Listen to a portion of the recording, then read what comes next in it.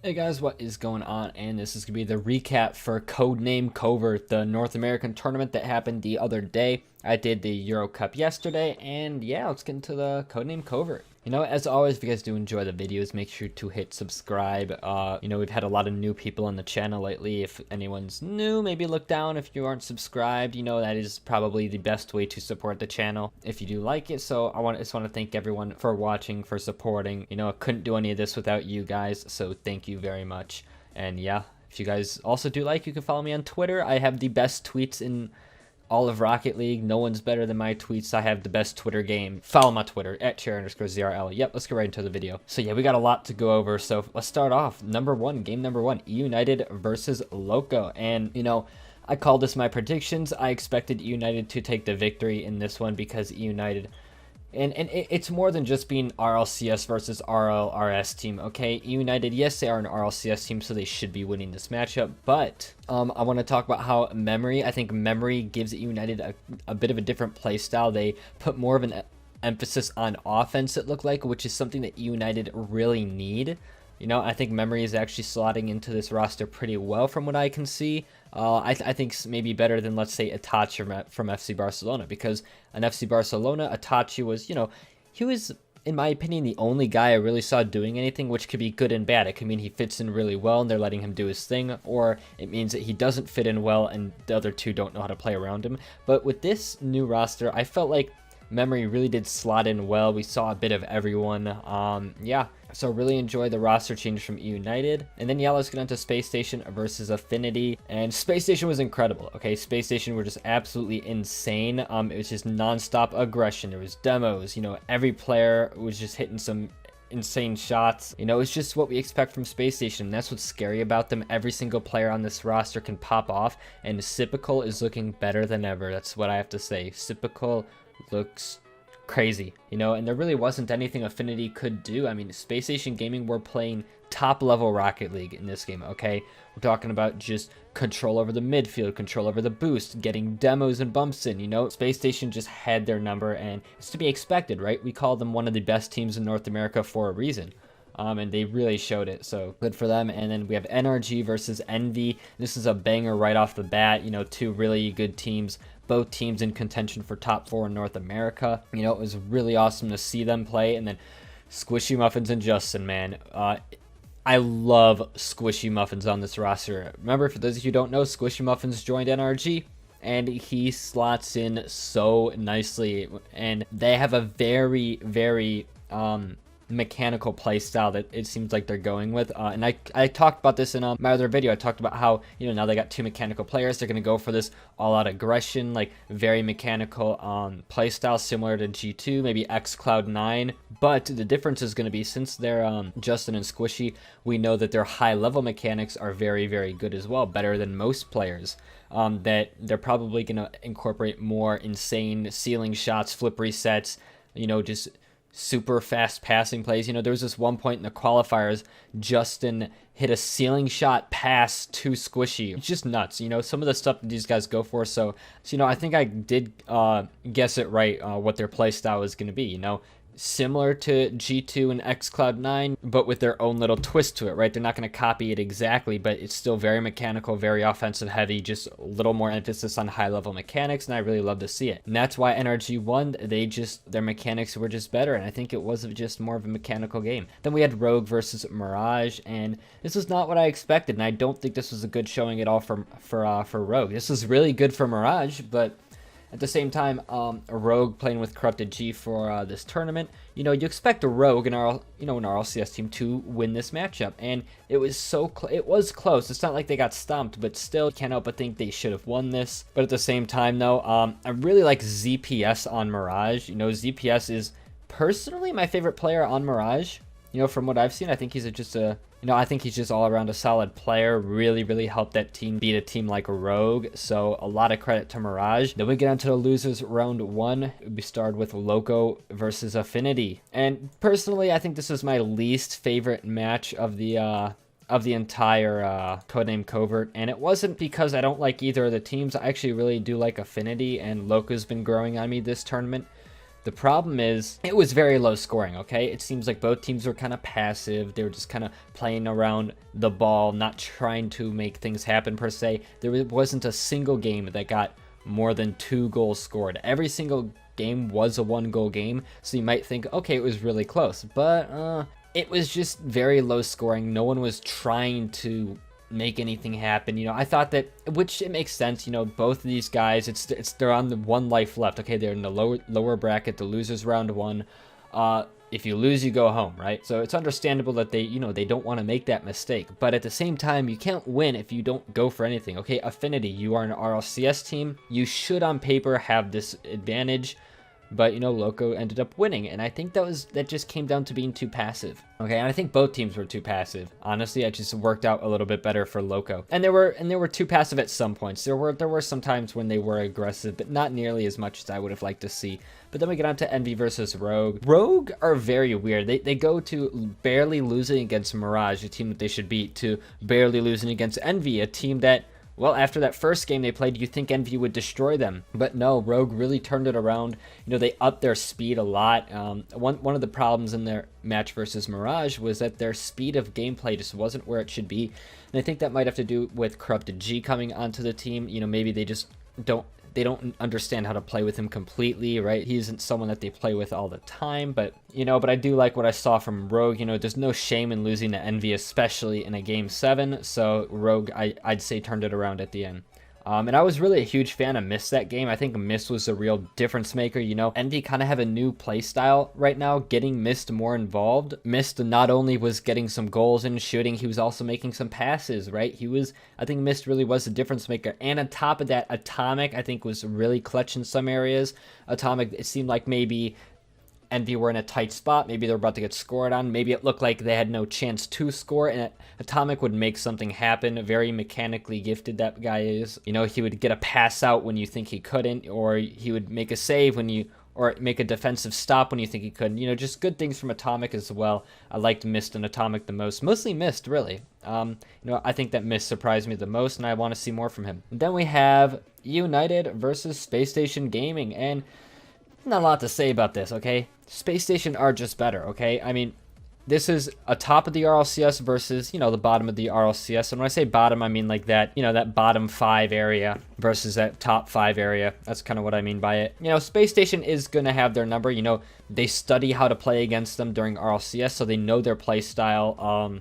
And SSG proved to be the better team against them before. There's no surprise here. There isn't that much to say. I think United were a little more we're just a little too defensive. However, that's going to happen when you're going up against an offensive powerhouse like SSG. And then NRG versus Mirage. And again, I'm speeding up these semifinals just because it doesn't take a rocket scientist to go over these matches. NRG versus Mirage, okay? This is what I expected Rogue to do to Mirage, but instead NRG did it. And look, you can't give NRG all the space they want in the midfield, okay? Squishy and Justin, they're very good, okay? And they also mixed up. Mirage expected them to have all these midfield passing plays, really quick attacks, but instead they took it. There was a couple times when GarrettG just kind of lobbed a shot on net and it worked. And I think that was just them catching Mirage off guard. Mirage expecting the midfield passing play, and then GarrettG's just like, nope, or maybe Justin or Squishy just like, nope, just throw a shot on net and it goes in.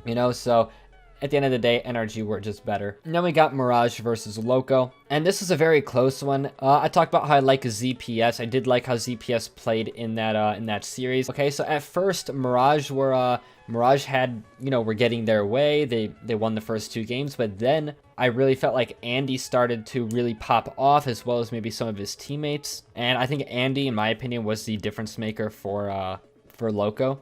Some of the games that they lost as well, Delta and Beast just kind of felt like they didn't fit into the rotations.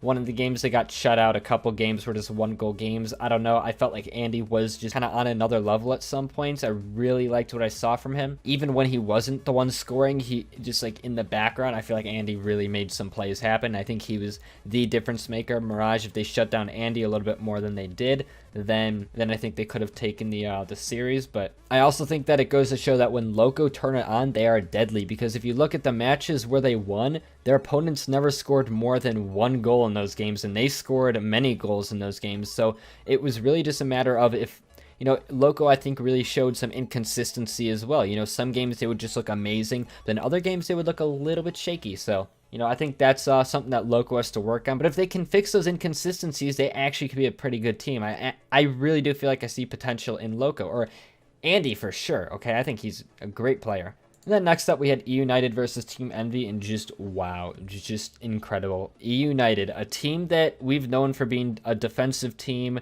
completely shut out Envy. Okay, 4-0. Envy scored a total of 4 goals all game. E United, a team that I've criticized for just sitting in net doing nothing during RLCS, come out and just smack Envy, whip out the cock and just slap Envy around with it, okay? And I loved what I saw from him. Okay, I loved what I saw from Memory being on this team. I think Memory really, really is a good fit for this team. Much better than Roldiz. Not to say that Roldiz was a bad player, but he didn't. I think that this team, chemistry-wise, is better, okay? I don't think that in terms of skill, Roldiz and Memory, I think that they're actually pretty equal. It all comes down to chemistry and for this roster, I think. I don't have enough good things to say about United right now. Actually, it's crazy. But then we have Space Station Gaming versus NRG, and I love this match, okay? This match was incredible, okay? Just a bunch of mechanically gifted players, a bunch of really solid players just going at it, and it was just top level Rocket League. But not at first, actually. The first couple games were slow. It was like both teams were feeling each other out. They were a little more defensive, more of just kind of playing reactively instead of proactively, meaning that they weren't trying to make things happen. They weren't positioning themselves for where they think the ball is going to be. They were kind of making themselves, they wouldn't position themselves until after the ball was touched, it seemed. Just a bit of a slower first couple games, but then it really started to get going. You know, around game 3 or 4, I forget, SSG really started to turn it on. You know, SSG really started to turn it on, and they almost came out with the reverse sweep because NRG were up 3 games. You know, I think it would have been SSG's series if they didn't start out so slow. You know, only scoring 2 goals in the first 3 games, but then scoring 4 goals in the 4th game, which is literally double the amount that they had the entire series. So, you know, SSG just really had to wake up. And when I say SSG, I mean Sipical. Sipical, when he turns it on, man. Honestly, I think Sipical looked like the best player on that field. Despite NRG winning, I think Sipical, he just always is in the right spot. Like, Sipical, and you know, that's not a fluke. It means that Sipical is positioning himself perfectly in a lot of scenarios. And recently in a lot of these tournaments, these off-season tournaments, I've had a lot of good things to say about Sipical. I mean, spoiler alert, he won MVP for the day. Or he won MVP of the tournament. And, you know, I think, yeah, for sure, I would have probably given it to him too, because he was just looked so good, okay? Sipical is on another level right now than he was, I think, back in RLCS Season 9, and that's scary because SSG got first place in RLCS Season 9 for the league play portion anyways, and yeah, can't wait to see where they go from here. But at the end of the day, you give NRG space in the midfield, they're gonna take it, they're gonna score. And then we get onto Loco versus E United, and E United with another sweep against Loco. And again, like I said, just so many good things to say about Memory being on this team. I love it. They kept Loco at a total of 4 goals, you know, averaging 1 goal a game. You know, Loco's never going to win, putting up 1 goal a game against an RLCS team. You know, E United just so much more offense than I've ever seen from them before. Completely new play style. Loved it. Loved the United. Okay, just shut down everything Loco tried to do. And I want to see more of this from E United going into RLCS Season 10. Then we have Space Station Gaming versus E United. Or should I say Sipical versus E United, because anytime a goal was scored, it was either Sipical scoring it or Sipical setting his team up.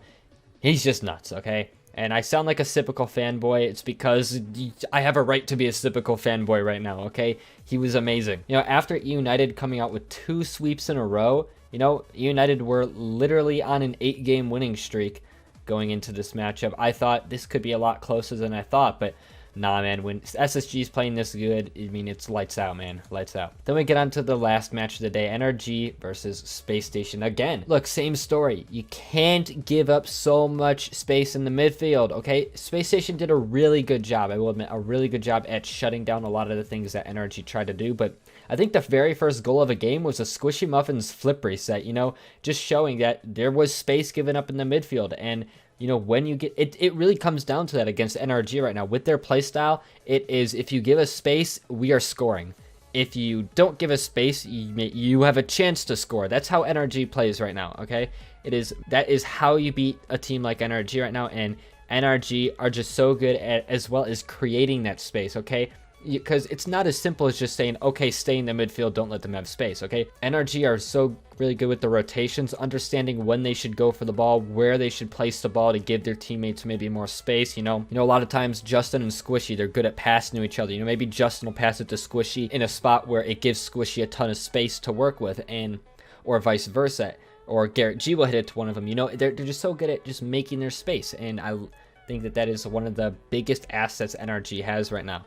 You know, being able to make space and then work with it, okay? They do such a good job at working with it. A lot of teams don't do well when they have space, like E United versus SSG in the losers finals.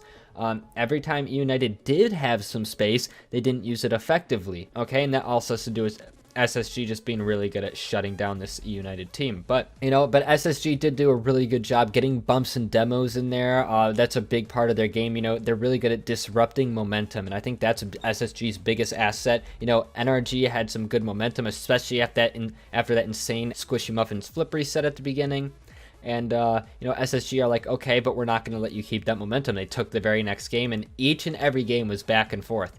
After that, you know, it was just kind of figuring each other out. It really came down to, could SSG get that demo, get that bump that disrupts NRG's momentum, or will NRG maybe avoid it and then have space in the midfield? I think that is what it really came down to at the end of the day. And yep, that is everything I wanted to talk about. That is everything that happened. Thank you guys all for watching. If you did enjoy, you know, hit subscribe. You guys can follow me on Twitter as well. But yep, thanks for watching, and I'll see you guys in the next one. Peace.